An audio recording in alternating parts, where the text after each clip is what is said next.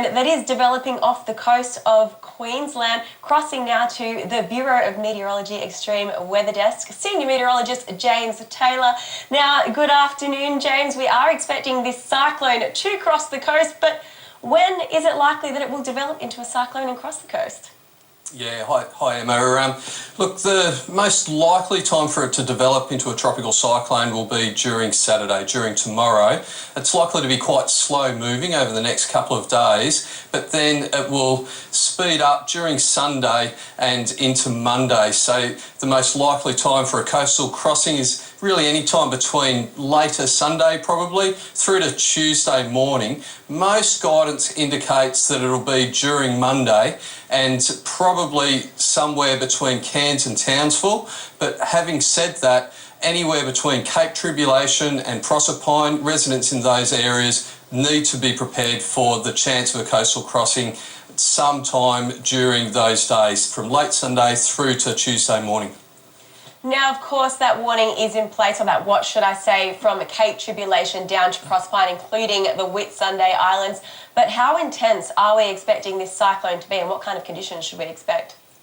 Yeah, look, the intensity will really depend on when it crosses the coast. The longer it stays out to sea, the more intense it's likely to get. At the moment, it's under the influence of an upper ridge, and it's moving relatively quick compared to what will happen during tomorrow when an upper low pressure system makes its way through, an upper trough makes its way through, and that will allow the cyclone to slow down over very warm sea surface temperatures. Sea surface temperatures around 2 degrees above average in that region during this period. And on Saturday, later Saturday into Sunday, that's when we expect the next upper ridge to move through, and that upper ridge will accelerate the tropical cyclone by that stage towards the coast. Now, the period of Saturday night into Sunday morning is when we're likely to see the most intensification. It's not unusual to see cyclones intensify overnight. The current track map indicates an intensification from Category 1, 10 p.m. Saturday, to a Category 3 by 10 a.m. on Sunday. So rapid intensification overnight, Saturday into Sunday possible. And then if it doesn't cross the coast until Monday, a very good chance we'll see around Category 3, which is what we define as a severe tropical cyclone.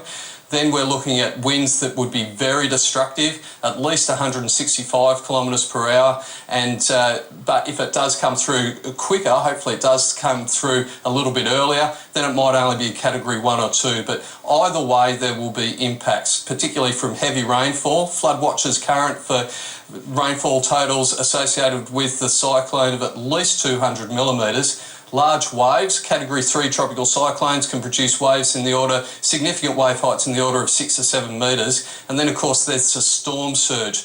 That's the onshore flank of the tropical cyclone that's most at risk of the storm surge, and that would be the southern side of the coastal crossing of the tropical cyclone.